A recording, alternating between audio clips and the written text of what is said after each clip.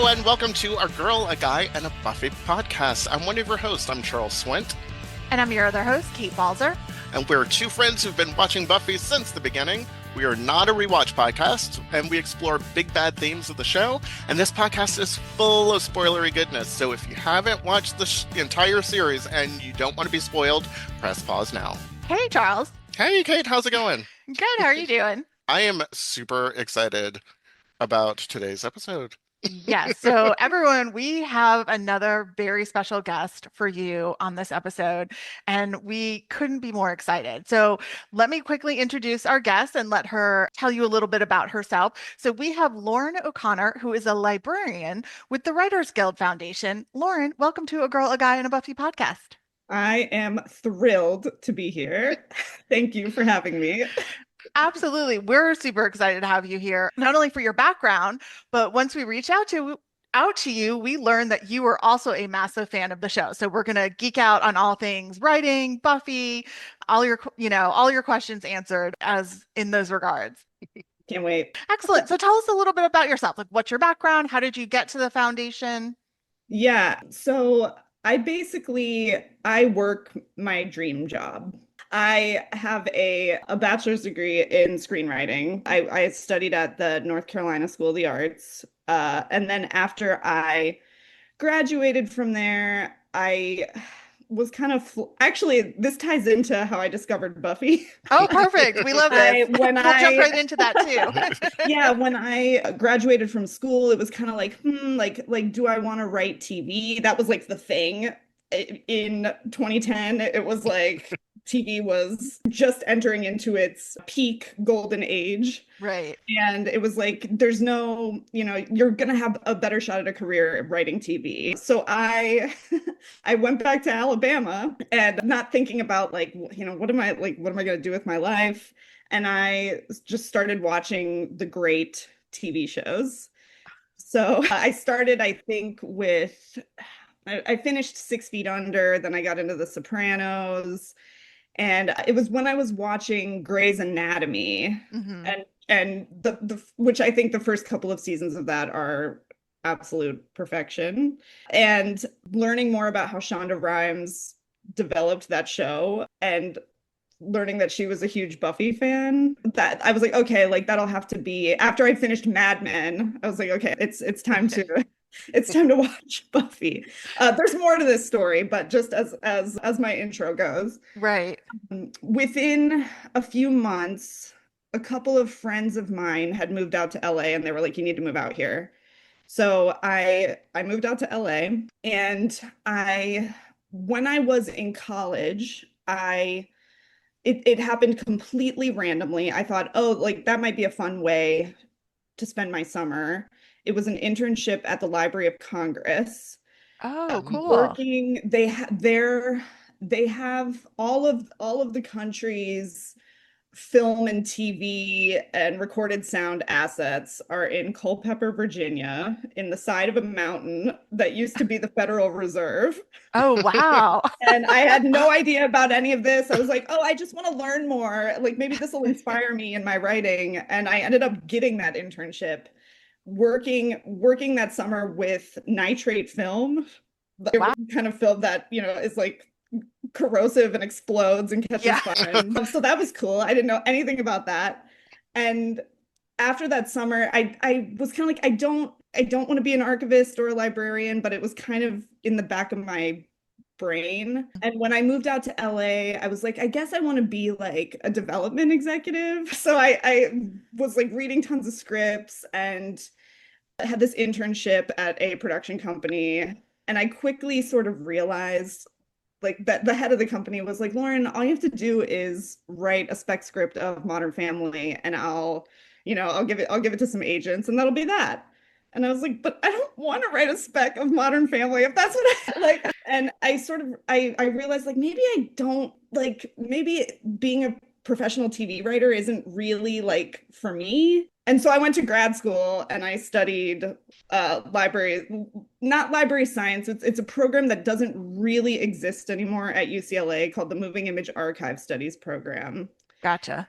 And when I was there, I was like, I I really like helping people with research, artists, creative people, helping them with research. And when I graduated, I ended up in video preservation, video tape preservation Yeah, in yeah, yeah. and that job kind of soured because the fellowship that I had ended and they put me in the development department, fundraising, and I was like, I love this organization, but this is not for me. Yeah. And Been there, done that. Yeah, yeah. That's Charles and I's background in nonprofit. So we very much understand that.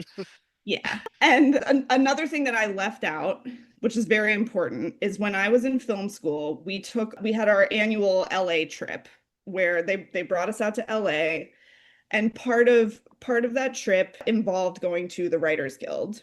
And they took us there and they bring us into this library. And I'm like, what do you mean there's this library with scripts? And they had, all year they had us writing spec scripts, and I couldn't for the life of me, and I'm really good at this, I couldn't find the script for Glee to learn the formatting for that, because that's all I wanted to write, a spec of. Yeah. And we walk in and I see the Glee pilot on the shelf, and I was just like, whoa. What is this magical place? Yeah, I said to my professor, because I had my Library of Congress background, I was like, I'm gonna work there one day. I knew, I was like, and through grad school, it never quite eventuated that I interned there, and I'm like, thank God, because if it wasn't the right time, And so when I was moping around in the Bay Area, one day I just see this, it was another fellowship, pop up. And when I say it felt like, how the kids find Mary Poppins by writing their ideal, I ran to my coworker's cubicle and she was like, oh, you saw that job application, right before I even opened my mouth. And I just was like, this is my job. And they thought so too, fortunately. And I ended up moving back to LA, and it's in March, I'll have worked at the foundation for 9 years. Oh, wow. That's fantastic. That is really fantastic. So Lauren, what does your job entail? What does this dream job entail? So first of all, we have a collection of about 50,000 produced film and TV scripts. A lot of it is stuff that you cannot find anywhere else. So my job is mostly facilitating access to those collections. Anybody can visit the library. You do not have to be a WGA member. You just have to make an appointment. It's changed since I've been there. It used to be everyone came in and they were just desperate to get current TV scripts again, so they could learn the formatting to write their spec scripts and get these fellowships. But now, and I really like this, there's a trend towards, now that what's this industry even becoming? Yeah, right. People are coming and they're reading the great feature scripts and the classic TV scripts, and that makes me really happy. So it's getting scripts for people, helping them find what know about us and find what we have in our collections. The other part of it is building the collection. So people kind of assume oh, they have a copy of every script ever written, and it just doesn't work like that. We're separate from the Writers Guild, which is something that a lot of people have a hard time conceptualizing. We're in the same building, but we're a nonprofit. They give us a grant every year, but it only accounts for a small part of our budget. And we're lucky in that we have access to some of their resources for sure, and that Writers Guild is in our name. But but we have to ask for everything we get, essentially, in terms of scripts. So and that has been one of the cooler parts of the job, is sending an email to somebody who you're like when I first started, the first person I emailed for scripts was Ava DuVernay. Oh, wow. I was like, whatever. And the next day it was like, yeah, sure, Lauren, stand by. That's amazing. That's wild. And then you just get addicted to it because you're like, oh yeah, email. And now I sort of have a sense of oh yeah, this person's going to respond to me. This person's not going to. Yeah. Yeah. So for like the fact that you've been doing it for so long and now are reaching out and have connections with, the working writers and producers and Mhm. directors, does anyone ever think ahead and automatically send you guys stuff? Or is it still like I got to reach out to everyone? For the most part, I people, especially high level writers who are like Hmm. show creators, are Yeah, not thinking about anything but what's in front of them. And sure. it takes a lot of times sending that email and following up. But I try to be very like, please kick this over to somebody who can like make this happen. Right. And usually that works. Like an assistant or someone from the writer's room or a script coordinator will be like, yes, I can help you. Here's the scripts. And also this time of year, I don't know if anybody listening to the podcast is like a big writing nerd, but this time of year, especially with the awards contender films, the studios put those scripts out. And so I try not to like confuse the writers by being like, hey, will you like send us a copy of this? It's like it's online. I'm just gonna download it. Yeah. Oh, that's really interesting. Is that something they've like always done, or is that like newer and with the digital age? At least for the past like 15 years. And it's pretty comprehensive. Like they'll put most everything that that you would think is like, oh, this might be in like awards consideration. They just put out on Thursday or Friday the Sinner's script, which Oh, that wow. Oh, wow. that we were lucky in that we got it maybe like 2 months ago. What people have been clamoring for it all Mhm. year. Right. And I happened to this is like a crazy story. Ryan Coogler knew that we had it. Like I had gotten it from, I was in touch with Sev Ohanian, who's his like producing partner. Mhm. Mhm. And because I knew Sev had given us scripts before, and he was like, yeah, just spoke to Ryan about this. Let's, we're gonna make this happen. And we ended up getting it from a PR firm. Like Mhm. they sent us a script and I sent it to Sev and I was like, is this the draft that you're cool with having in the library? And he was like, yes, that's it. Thank God you got it. And not like 2 or 3 days later, I was going to lunch and my coworker was like, turn around and go back in the library. And I was like, what? Like, why? He's like, Ryan Coogler is in the library. Just chilling. And he came in and surprised everybody. He had been recording the Guild's podcast upstairs. And I Gotcha. guess I assume like knew that we had the script and came down and like made the girl who was reading it like made her day. He came over and like and that's another really cool thing. When we encounter writers, we always have them sign their script and put like inspiration in it. Yeah. And it was wild. Like we had the script 2 months before it was like put out there, and not only that, but like Ryan himself came in and signed it. That's so cool. Like That Yeah. when you say like they put the scripts out there, is that like out there for public consumption? Like can Mhm. anyone with the internet just like, center script and find it? Yep. Yeah. Yeah, if you like, the trick is if you're looking for legitimate scripts on the internet. First of all, we have on the Writers Guild Foundation website and resource page, we have a page where we just break down the best places online to find legitimate scripts. Okay. But the trick is if you're like, I've got to read the Sinners script, you type in Sinners screenplay PDF. PDF is the important part. And if Ah, it's anywhere out there, and you can usually tell if what you're looking at is an actual script or a transcript of a right. script. Right. Yeah. That's But yeah, good. and Deadline is recently, right around this time of year, they just rapid fire start showing up on there. Okay. Yeah. Good to know. Good. Yeah, So and we'll definitely link to the foundation's website in our show notes. yes, Sweet. we actually use ours. Yeah. So Laura, what is the impetus for starting the foundation? Like who said this needs to happen? We need to archive this work. It was like two separate things. So first of all, next year is our 60th anniversary.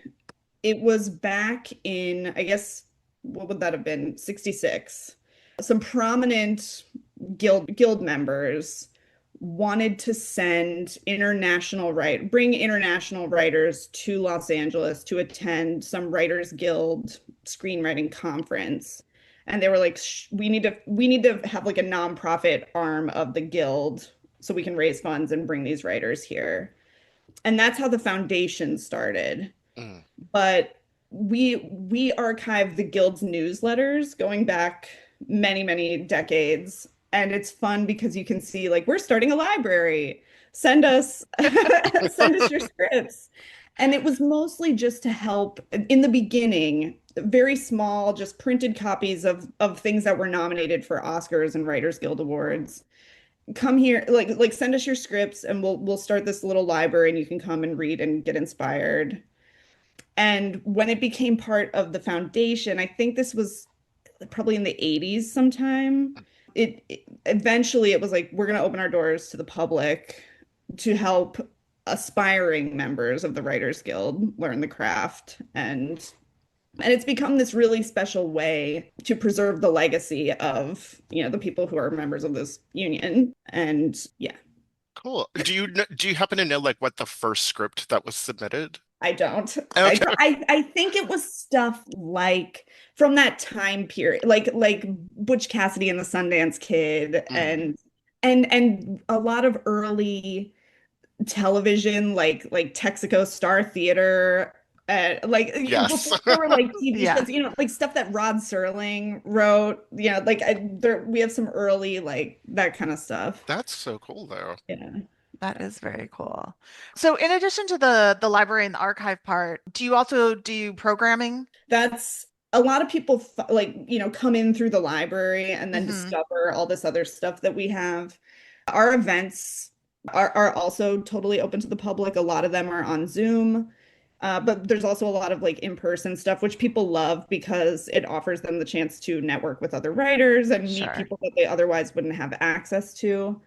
In the pandemic, when everything moved to Zoom, we developed, which has become my other favorite part of my job, like without question.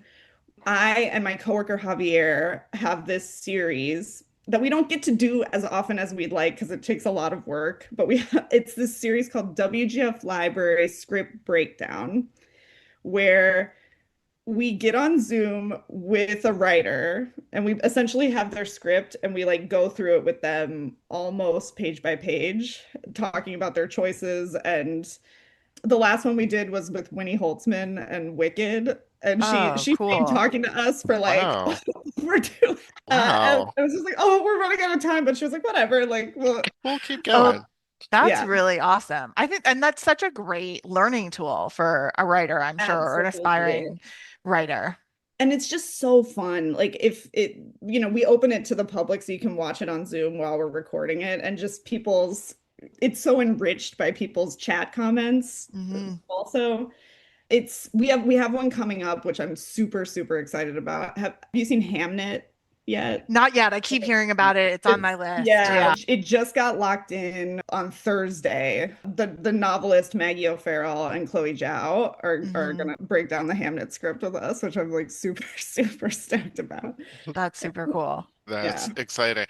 So, Lauren, what's something that would surprise people about the foundation? Surprises. I feel like I was thinking about this right before I sat down, and whatever I was going to say is not here anymore. We understand that. It happens all the time.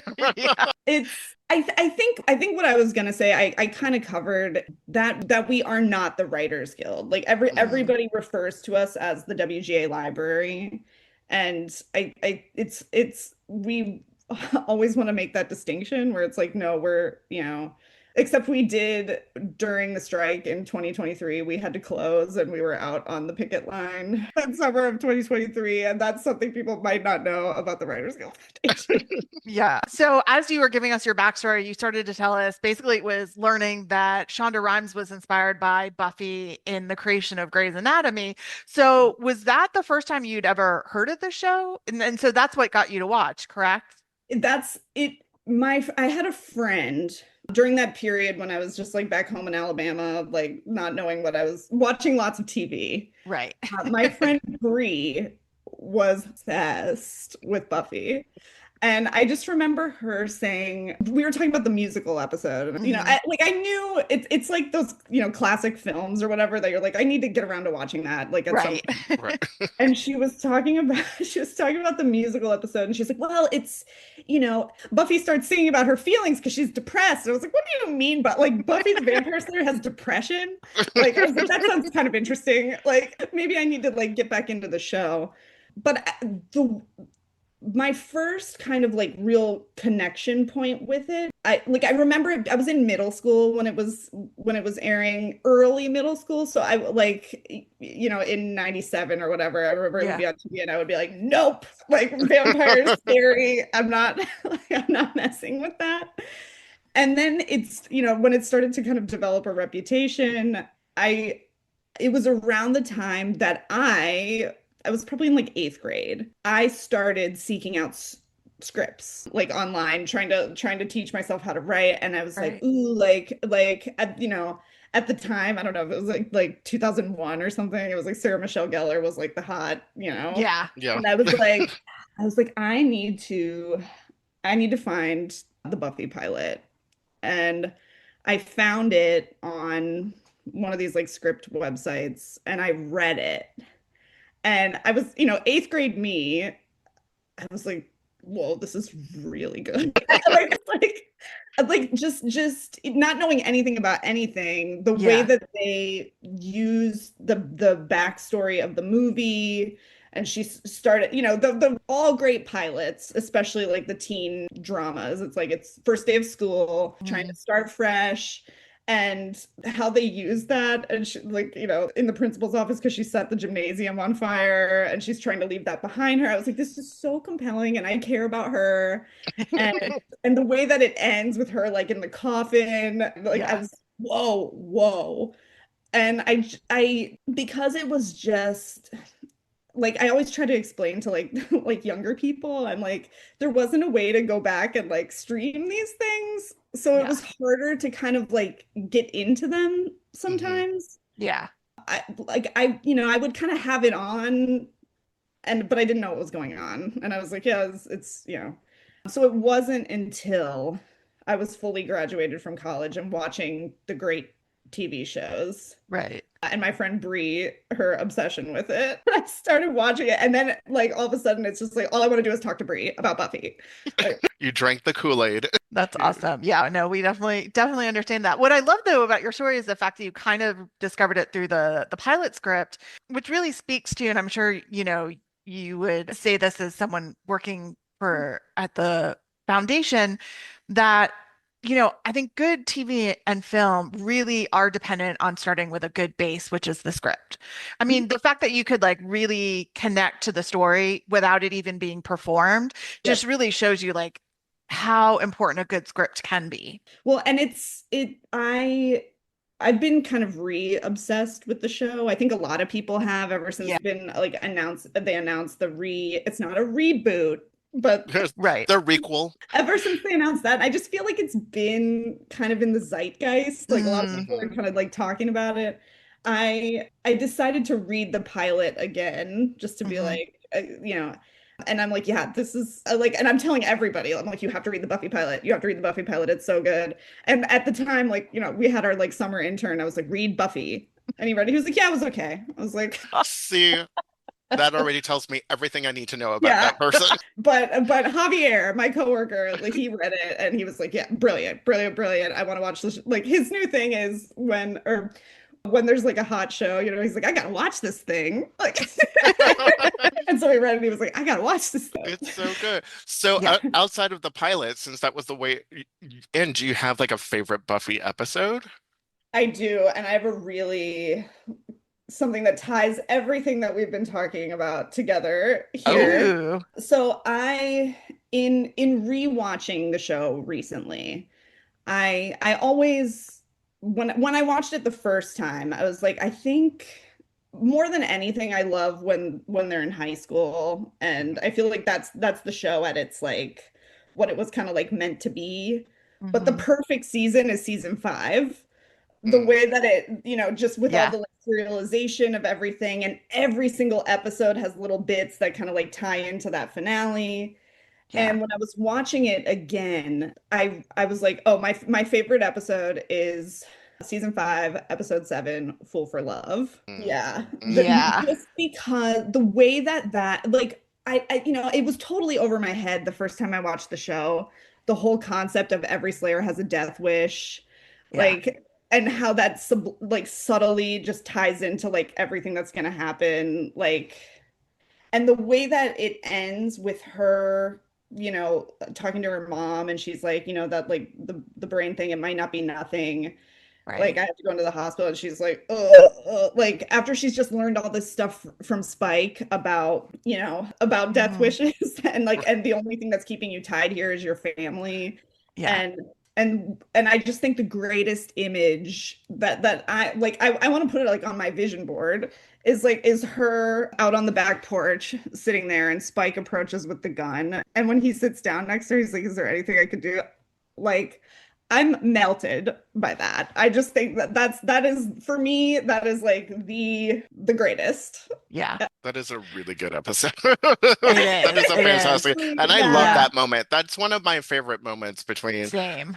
Buffy and Spike. It's like just them sitting. He's like, "I'm coming to murder you." Yeah. I've got a shotgun, but then I see how upset you are, and it just melts my heart, and I can't see you sad.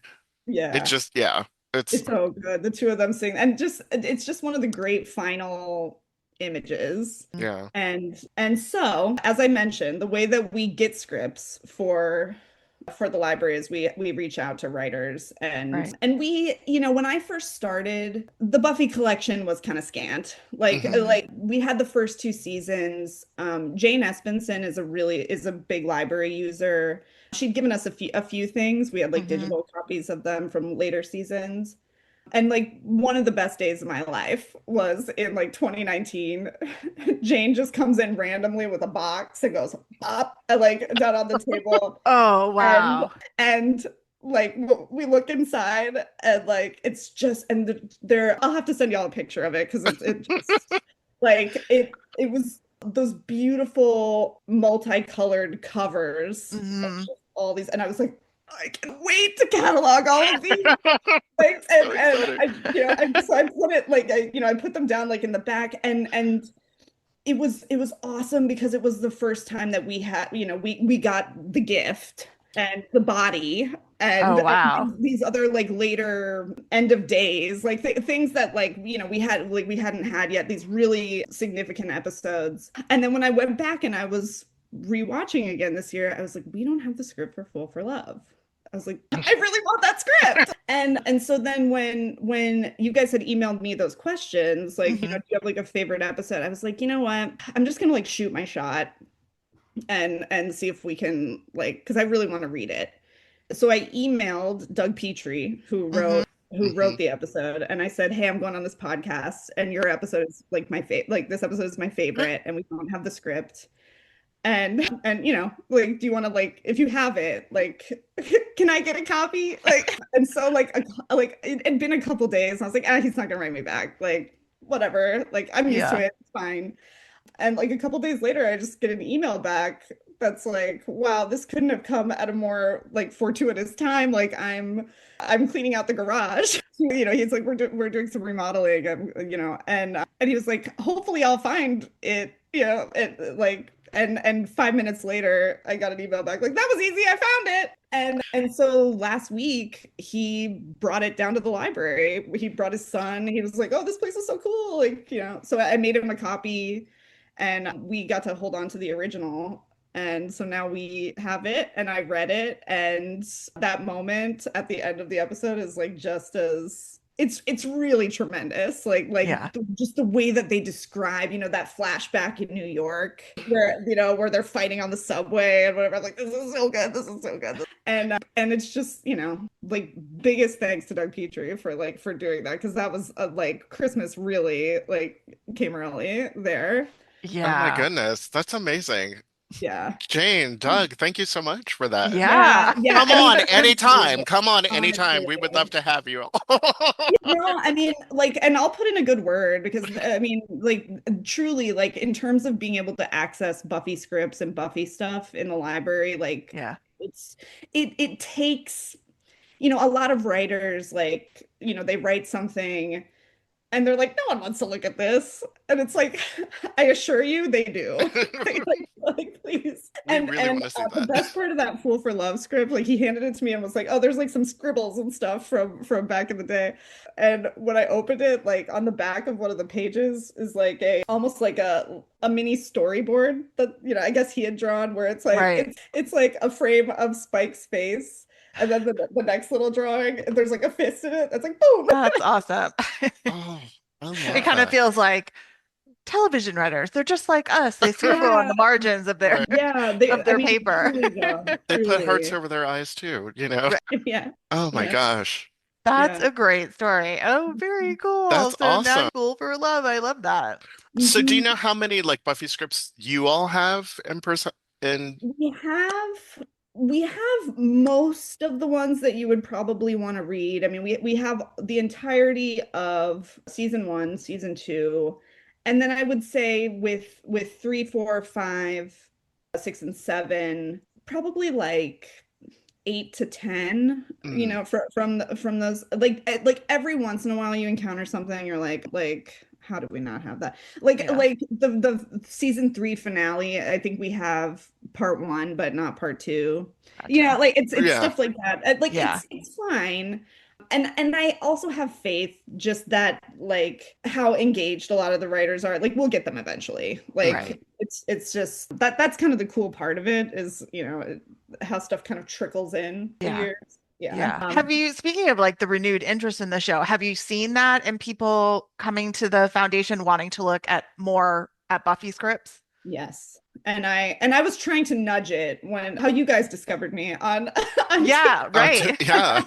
I was thinking about our, the collection, and I knew that David Fury, who was also a writer on the show, had Right. given a few things just from his career. Like, he wrote on a bunch of shows. And I was in the back looking through some of the archival boxes, and I was like, oh, oh, oh. I was like, there's a Buffy outline in here, an outline, like, not a script. And that, discovering that, I was like, why isn't this? I'm gonna digitize this, and we have, when you come into the library, because we're running out of, like, physical space, so not everything is printed, and especially like with newer TV, it's like we have room to maybe like print the pilot script, Mm, and then if you want to read subsequent episodes, we're going to give you an iPad and they're going to be on there.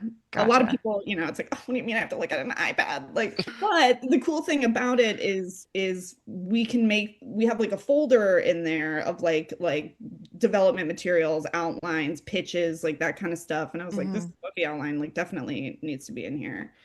So I'm also hoping, that we can get like more of, for any show, but Right.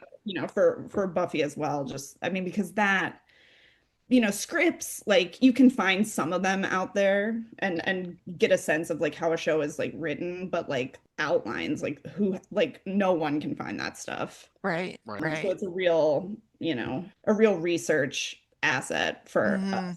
Yeah.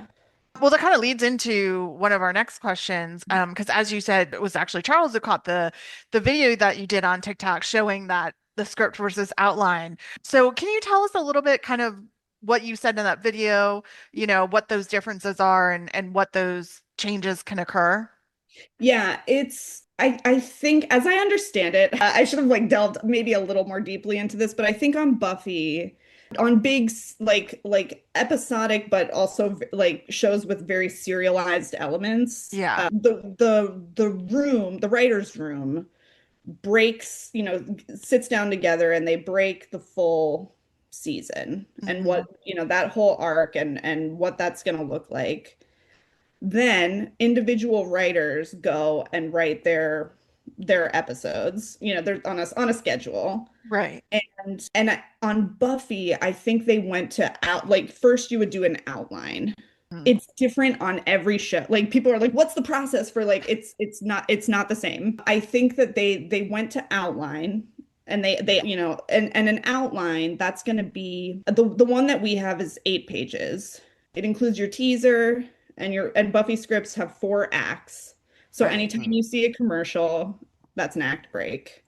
Teaser, 4 acts. It's written out it just doesn't have any dialogue. It's just kind of like, this is what happens, this is what this looks like, this, and then from there, I think one of the like the showrunners, like Joss, Marty, like whoever, like, looks at that, approves it, then you go to script. And so it's really like, once that outline is approved, I think like the script isn't going to like differentiate too much from that. And but the one thing that I always find funny on science fiction, fantasy, like those kind of scripts, you realize it's like, these are not this definitely is not like a novel.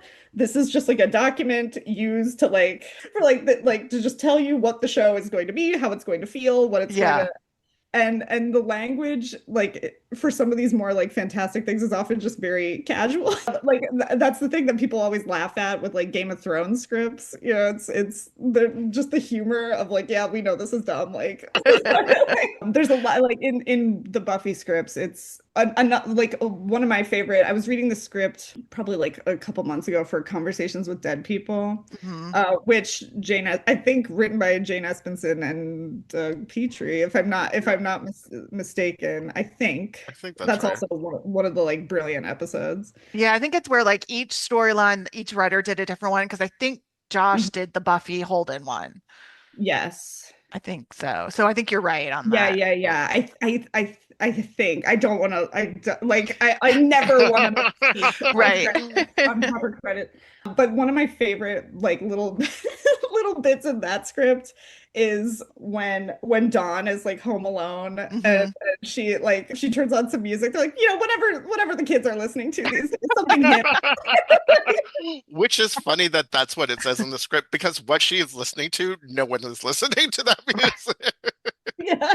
Which is probably more like they were like, what can we get the rights to that we don't have to pay out the wazoo? And also my favorite line in that script is when she gets pizza sauce on Buffy's clothes and she goes, oh, she'll think it's blood. Yeah. That's fine. And I love like those little things that came back months later when she was supposed to go on her date with Principal Wood. Yes. And like, Anya can't get the stain out. And they're like, what is this? It's unreal. It's unreal. Like that, and that, like, if there are any aspiring writers listening to this, like anything you put in a script, pay it off. Yes. Yeah. So just for fact checking, I just wanted to click. So the writers credited on that are Jane Espenson, Drew Goddard, and then Rebecca Kirshner as an executive story editor on there, and then Drew Goddard as a story editor, and then Drew Greenberg as a story editor, and then Drew Goddard as a staff writer, and Marty Noxon, but she is uncredited. Gotcha. According to IMDb.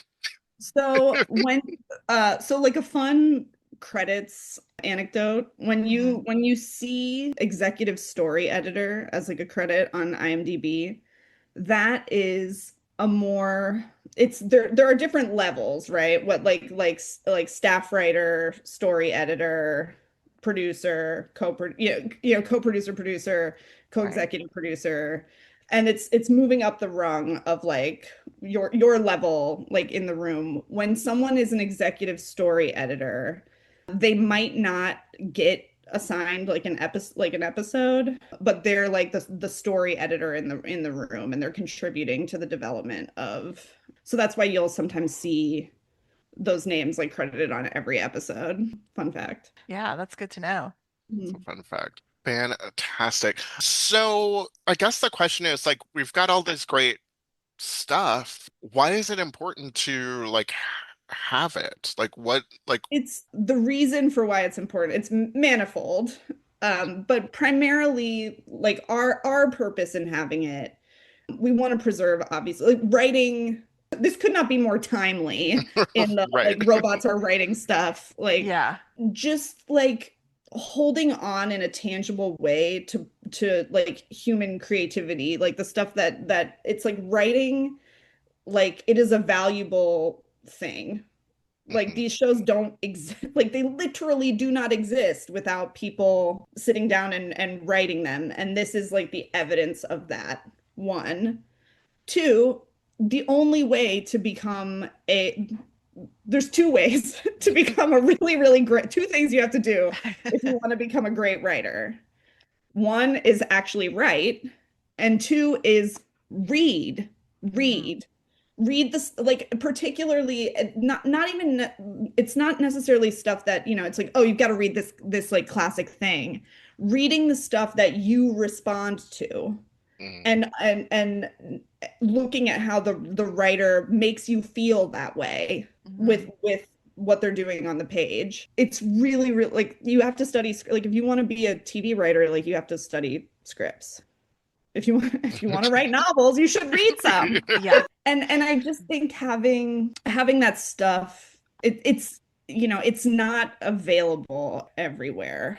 But what I try to do, I mean, just, TikToks and blog posts and things like that to just help, make it digestible, giving people information that they can't find anywhere else. It's important. And also too, like we're talking about, it's, Buffy is one of the like canonical. There's no Grey's Anatomy without Buffy. Right. Yeah. It's funny, we were just talking about that too, about like how that show, there is TV before Buffy and then there's TV after Buffy, and you can see the huge shift of storytelling and character development that happens post Buffy. Absolutely. Yeah, we lose out on a lot of great TV if we didn't have Buffy. Yeah, and I think too, people who are just coming into wanting to be, writers, sometimes you have to go back to those great shows. Like, just the current thing. Like, I personally, like, I want to go back to the thing that inspired that. You know what I mean? Like there's like, and I really, really do think it's just like, there's two shows. There's Buffy and there's The Sopranos. And everything that we have on TV, like, it comes from those two things. Yeah. We're at a point where I think it's going to evolve. Like, I don't know what the next like thing is that's going to like shape whatever the media is that we're like in terms of like peak TV, that doesn't exist without The Sopranos and without Buffy. Yeah. And part of why I liked Buffy so much is it felt kind of like The Sopranos to me. Like, yeah, but with like a girl protagonist in high school. Struggling. Yeah, exactly. Yeah, you kind of, you can forget or not realize like how things like what Buffy brought to TV didn't exist before Buffy. Like you said, like a female protagonist and a young protagonist and, all those elements to it. And I think treating the young adult storyline as something with gravity and gravitas that, maybe other shows before didn't think to do. And just the world building, Yeah. like that's something that we hear a lot, because for me it's like great TV. It's about creating this universe that I just want to like live in. Yeah. Yeah. The amount of times that I go back to watch Buffy just because is, insane. I watch that series hundreds, if not thousands of times. It's just so good. I'm sure you've talked about this before on the podcast, so forgive me, but just for my edification, what are y'all's favorite episodes? That's like asking me to choose my favorite child. I know. Oh gosh. I feel like I have caveats. Like, it's like, this is my favorite episode for this, and this is my favorite episode for this. I usually, one of my go-to responses to that question is Prophecy Girl, because to me, it's like her speech about not wanting to die, and she's only 16. Like, to me, that's the switch where, like, at the end of season 1, what Buffy's DNA is, like, the show and the character becomes Buffy. Yes. And I mean, there's a million great episodes that I could name as a favorite, but that moment, like, I can go back to it time and time again, and it still just like hits me in, in the feels. I'm gonna go back and read that monologue now that you It's so good. There are great speeches. Yeah, I don't know. I think I really go back and forth with all, because there's something about everything that I really like. There are definitely episodes that I'm like I just did a post on TikTok that I was like, you guys, I can't watch Into the Woods for a while. It's I get too angry about it now, so I Yeah. have to put it away. But I think one of my favorite ones is The Gift. I just Yeah. think that it's so like it's so it that whole episode sort of like is a nice sort of encapsulation of what the entire show was about. Yeah. It gives us that like that finale, that catharsis, that release that we need to be like, okay, we've seen what Buffy is. We've seen the show, and the story can end there. And the fact that we get 6 and 7 is great because we wouldn't get, come up once more with feeling, I think kind of goes without saying Yeah. is one of Mhm. like the Yeah. best, Yeah. you know, Yeah. 42 minutes or 48 minutes of television out. Yeah. But yeah, but I think there's something about The Gift that just, it's just beautiful and lovely and I love how it all comes together and yeah, it's the Scoobies fighting it together and Yeah, it's yeah, powerful. I just yeah. remember the first time when I first watched the show, not having any idea, so, avoiding spoilers and not having any Right. idea that that was coming. I was like, oh my God, I can't believe I'm crying at Buffy the Vampire Slayer. Oh Yeah, yeah, And for sure. that's the great thing about the show is that it does like it can make you cry and Yeah. like you'll cry and then like 2 minutes later you're laughing your head off because of something ridiculous that's happened and you're like, what's going on here? yeah, Yeah, sometimes one of my favorite things about rewatching the series and that happened to me this week is been watching some episodes for to record for our upcoming season is rediscovering like the in-between episodes that aren't yeah, necessarily on the top 10 list, but you're like, oh my God, this was such a good episode. Like I just did that with Enemies this week. And I was like, man, I forgot how good this was. And I love seeing Angel pretend to be Angelus. I was like, can we just have him do that all the time? Because yeah, it was yeah, like yeah, yeah. so good. And the fact of like Giles, Buffy, and Angel like secretly planning behind everyone else's back in order to find out what was going on. I was like, oh man, I had forgotten how freaking good this episode was. Yeah, that was when I rewatched it recently. It was amazing how much stuff I'd kind of forgotten, Hmm. but also how much like I didn't notice it before. It didn't feel Yeah, as relevant to me. And then yeah. watching it now, I'm like I think the thing that I've always like has always been a big way into that show for me is like Giles and Buffy. Hmm. Like they're kind of like surrogate, like whatever. Really, I'm just like, oh my God, this like that episode Helpless gets Yeah. drained of her powers and has to go. Like that's another Yeah. one of my like favorite ones. And it's perfect because it's just like a great standalone kind of Yeah, that would be like a good one. I mean, it's like a weird to say, but in some ways it would be, I think, a good one to also like introduce people to Buffy because it Mhm. like hits home on a lot of things. But like you said too, in some ways it's also like a standalone episode. Yep.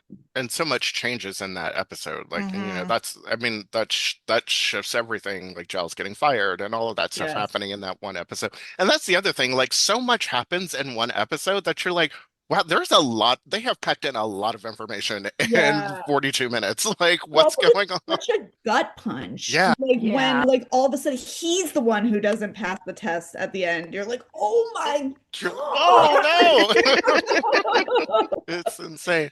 So, Yeah. Lauren, I have to ask, are you team Angel or are you team Spike? Are you team Cookie Dough? Okay. My favorite episode is Fool for Love. So I think it's pretty obvious. Like, That you're We team didn't want to Spike. assume. I didn't, right. but I appreciate that you didn't assume. Yeah. Yes. Yeah, I mean, hearing you talk about that episode and like that moment at the end between the two of them, for whatever flaws, there might be in that development of their relationship. I just find their relationship probably one of, if not the most fascinating journey for that whole series. Yep. Mhm. Like where they start from to where they end up and how they get there. It is like unbelievably complex and complicated and it just there's so much in it. It's a really genius storyline in that series. Yes. Yeah. And one of my favorite things about television in general, because when I was like growing up, I was like TV. Like this is like it was before TV had a moment, Yeah, TV. yeah, yeah. But I think it was, when I was watching like The Simpsons or Mhm. Sex and the City, and all of a sudden you're like multiple seasons in and a character like Bart or Samantha Mhm. or whatever has like an emotion, like they don't even have to say anything, but it like hints that there's like something going on. Nothing hits harder than that because you've been with these characters for like whatever. And on Buffy, like Spike is kind of that character. Yeah. Mhm. When you're like, and I think it's in like Fool for Love, like all of a sudden you're just like, oh my God. Like there's more going on. There's more going on. Yeah.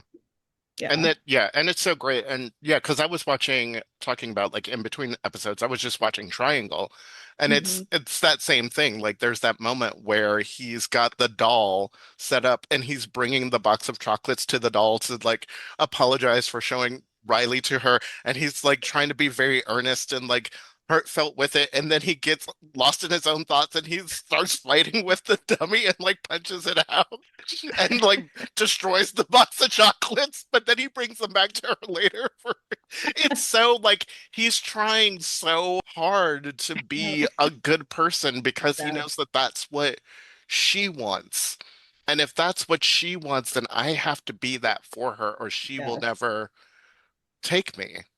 Yeah. And he tries so hard and he fails so tragically, but he keeps trying. And I think that's the thing that like gets me is that he shouldn't want it. He knows he shouldn't want it, but he can't help himself. Yes. Yeah. Yeah. And then that speech in season 7 is just, Oh yeah. you're the one, Buffy. Like that. Yeah. I want somebody to look at me that way. I know. There was a coffee shop one time I went by that had one of the sandwich board signs out. You know, they'll write like a funny thing, and it was something like, someone should love you the way Kanye loves Kanye. Yeah. And I was like, somebody needs to put on one of those sandwich boards, like, you should have someone tell you they love you the way Spike did to Buffy in that episode of Touched. Yes. Because that is just like, wow. Angel never said anything like that to her. No. Yeah. Team Spike. Well, I was going to ask, is there anything we didn't ask you or you want to share about the foundation before we wrap up? And we covered a lot, so. We covered a lot. Okay. Yeah. This has just been such a pleasure. You guys have no idea. Like, We love talking to other Buffy fans. Yeah, we This is do. really great. yeah. Much for doing this. We loved having you on. This was such a great conversation. Yeah. I mean, I was so excited when I saw your TikTok. I was like, hey, oh my God. Like, immediately. Was that your first time hearing about the library? Yeah. Yeah. It was the first like Good. introduction to like the library or anything like that happening. And I was like, what is this? And then I Yes. was like, now I have to do a deep dive. And now I have to like call everyone I've ever met right now and let them know that this thing exists. I know. Well, I'm trying to like get the word out there, especially to like fan communities. You know, like it's like you want to do deeper research into this. Like there's a place. You can come right here. Yeah. And I'm here to help. Lauren, you're our very own Giles. You're Yes, pretty much. Like, and also another one of my favorite images on the show is the Kiss the Librarian mug. The Kiss the Library. Yeah, I need to have at work. Yeah. Excellent. Well, Lauren, thank you so much for joining us. Where can people find the Writers Guild Foundation? We're very active, as you know, on particularly Instagram. That's a good starting point into the foundation. But the best hub is just to go to our website, wgfoundation.org. You do not have to live in LA to take advantage of a lot of the stuff that we program and that we offer. I mean, the WGF Library Script Breakdown series, people all over the world watch that. So I highly recommend just checking out like our events and the resources page, particularly on our website. It's really helpful, especially if you don't live in LA, like the where to find scripts online and that kind of thing. Fantastic. Well, we'll definitely make sure to put those in our show notes and link everything over there, and your Instagram handles and all of that stuff. And I have some images I'll send you guys just, to nerd out over. Fantastic. Yeah. I love it. Yes. Well, thank you, everyone. We hope you enjoyed this conversation as much as we did. And if you want to reach out to us or, you have any questions for us to ask Lauren in a potential future conversation, you can email us at abuffypodcast @gmail.com. And you can find us on social media @A Buffy Podcast. All right, we'll see you next time. Bye. Bye.